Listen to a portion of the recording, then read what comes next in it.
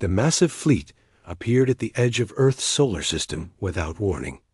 Admiral Kane stood on the bridge of humanity's flagship, watching as thousands of alien vessels emerged from hyperspace.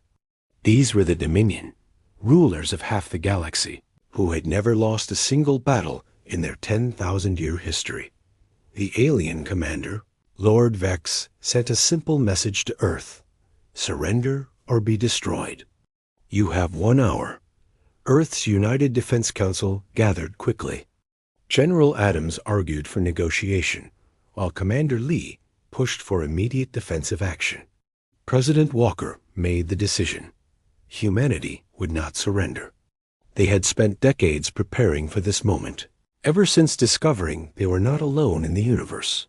The Dominion fleet was impressive. Their ships were massive crystalline structures, each one the size of a small moon. Energy weapons powered by dark matter hummed with deadly potential. Lord Vex had conquered 300 worlds with this same fleet. He expected Earth to be number 301, but humanity had a secret. Deep beneath the surface of Mars, scientists had been working on Project Thunder, a weapon that bent the laws of physics itself.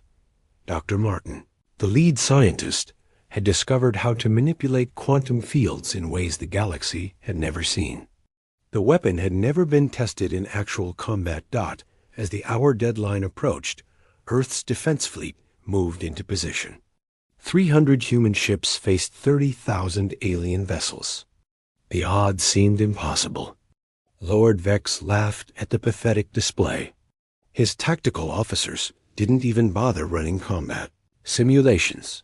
The outcome was obvious. Admiral Kane gave the order to activate all defensive platforms around Earth. Orbital stations powered up their shields. The moon base prepared its railguns. Every human colony in the solar system went to battle stations. But everyone knew these were just delays. The real hope lay with Project Thunder. The Dominion made their move exactly 1 hour after the ultimatum. Thousands of energy beams lanced toward Earth's fleet. The first human ships exploded in brilliant flashes. Captain Ross and his crew on the destroyer Liberty were vaporized in seconds.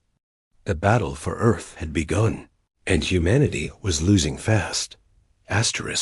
Lord Vex watched from his command throne as his fleet systematically destroyed Earth's defenses. Already, 50 human ships were gone. But something strange was happening. The humans weren't retreating. They kept fighting, even when their ships were burning. Lieutenant Commander Davis piloted his damaged fighter directly into a Dominion cruiser's weapon array, destroying it with his sacrifice. The mining ship Neptune, captained by old Jack Turner, rammed into an enemy battleship when its weapons failed. These weren't military tactics the Dominion understood. This was desperation mixed with determination.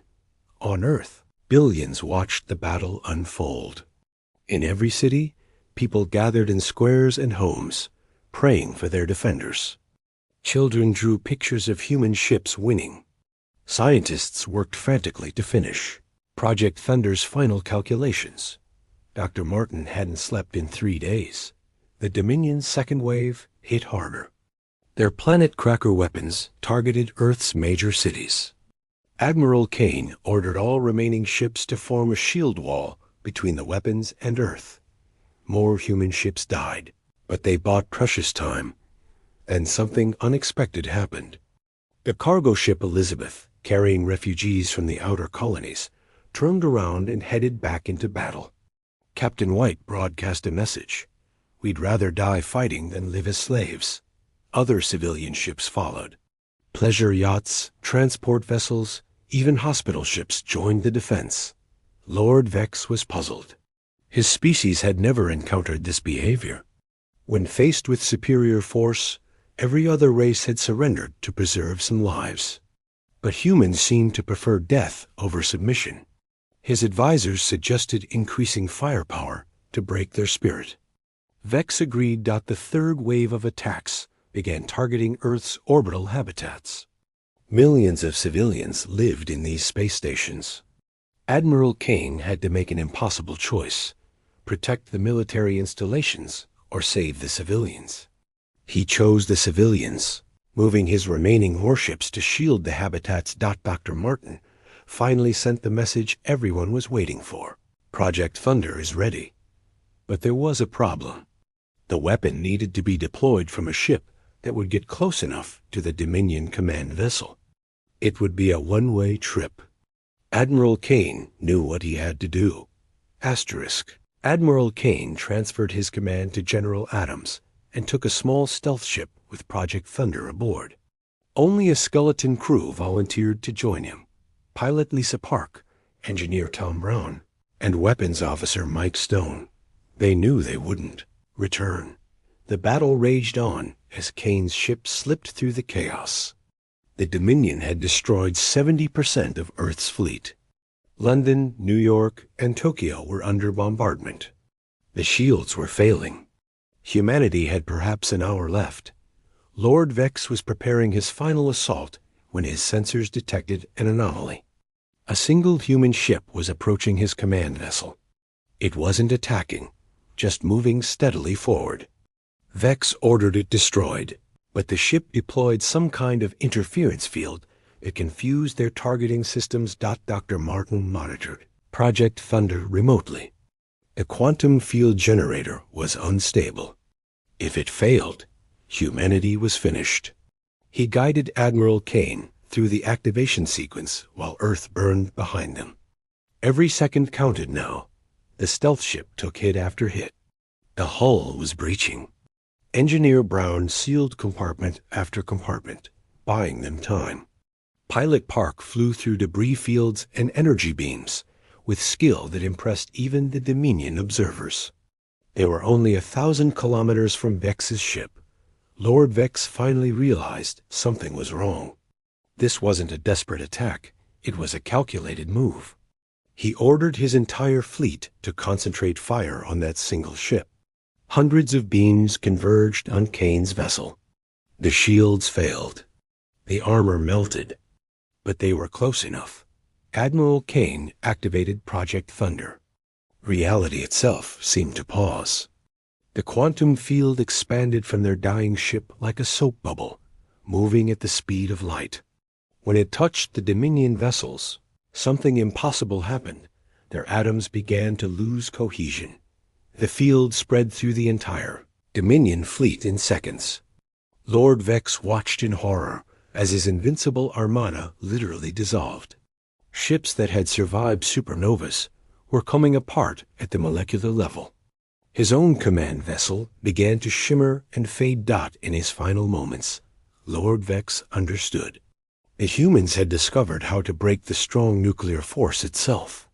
They had turned the fundamental forces of the universe into a weapon. His last thought was a warning he couldn't send: never challenge Earth. The quantum field dissipated after consuming the entire Dominion fleet. Where 30,000 ships had been, only empty space remained. Not even debris was left. Every atom had been scattered across the cosmos. Earth's surviving defenders stared in amazement. General Adams took command as news of Admiral Kane's sacrifice spread. The entire Earth fell silent for a moment, honoring the crew that had saved humanity. But the victory came at a terrible cost. Only 43 human ships survived. 8 million people had died in the battle. President Walker addressed the planet. Today, humanity faced extinction and chose to fight. We lost heroes whose names will live forever. But we survived, and the galaxy will know Earth stands undefeated. The news spread across the galaxy faster than light. The Dominion Empire, which had ruled for millennia, collapsed within days without their fleet. Slave worlds rebelled. Allied species turned on their former masters. The greatest military power in galactic history had been erased in a single battle. Other alien civilizations sent urgent messages to Earth. Some offered alliance, fearing humanity's new weapon. Others sent threats, demanding Earth destroy Project Thunder. The Galactic Council called an emergency session. What to do about these dangerous humans? Dr. Martin destroyed all research on Project Thunder immediately after the battle. He knew the weapon was too dangerous to exist, but the galaxy didn't know that. They only knew that Earth had erased the undefeatable Dominion. Fear of humanity spread across star systems. Captain Lisa Park, one of the few survivors from Admiral Kane's crew, was rescued from an escape pod. She told the story of their final moments, how Kane had smiled as he pressed the activation button, saying, "For Earth." She became the living symbol of human courage. The reconstruction began immediately. Earth's cities were rebuilt stronger. The fleet was expanded with new technologies recovered from the battle. But the biggest change was in humanity's status. They were no longer the newcomers to the galactic stage. They were the species that had done the impossible.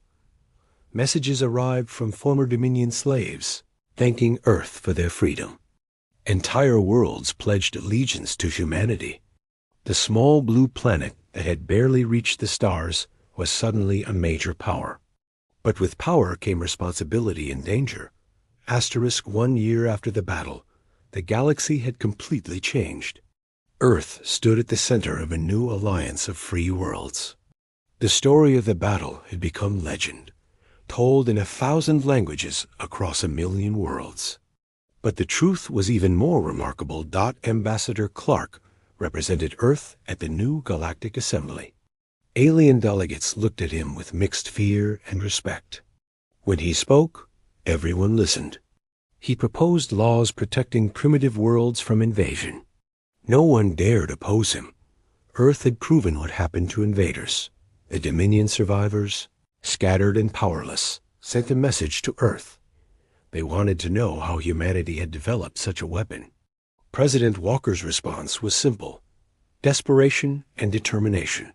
You gave us no choice but to find a way.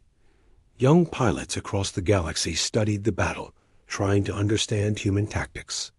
How could such a small force hold off the Dominion long enough to deploy their weapon? Military academies taught about sacrifice, courage, and the human concept of standing your ground. On Earth, monuments rose to honor the fallen. Admiral Kane's statue stood in every major city. The 43 surviving ships were preserved as museums. Children learned about the day humanity refused to kneel. The battle became more than history. It became the defining moment of human identity. But Earth's leaders knew the truth. They had been lucky. Project Thunder had been untested and unstable. It could have failed or destroyed Earth itself. They began serious diplomatic efforts, using their reputation to prevent wars rather than fight them. The greatest victory was teaching the galaxy that conflicts could be resolved without extinction. Dr. Martin received offers from every major civilization to share his knowledge. He refused them all, living quietly on Earth, teaching physics to university students. When asked about Project Thunder, he would only say, "Some knowledge is too dangerous to share." The quantum field technology was secretly adapted for peaceful purposes. Humanity developed new power sources and medical devices. They shared these innovations freely, building goodwill across the galaxy. Earth became known not just for its military might, but for its generosity. 10 years later, a Dominion historian published a book, The Day We Challenged Earth. It became required reading in military schools. The conclusion was simple. The Dominion had underestimated humanity's will to survive. They had seen Earth's small fleet and assumed weakness. They hadn't understood that humans would rather die free than live as slaves. The galaxy learned an important lesson from humanity's victory. Technology and numbers didn't always determine battles. Sometimes, the willingness to sacrifice everything for freedom was the strongest weapon. Earth had proven that even the smallest world could stand against tyranny and win. As Earth's influence grew, they promoted peace and cooperation. The weapon that had destroyed the Dominion was never used again. Its very existence became a deterrent to war. Species that had fought for centuries made peace, fearing what might happen if humanity got involved. The story ended where it began, with Earth, a small blue planet in an ordinary solar system. But now, every ship that passed by did so with respect. The humans had done what no one thought possible. They had faced the undefeated Armada and erased it from existence. The galaxy would never forget the day Earth said no to surrender and meant it. Asterisk.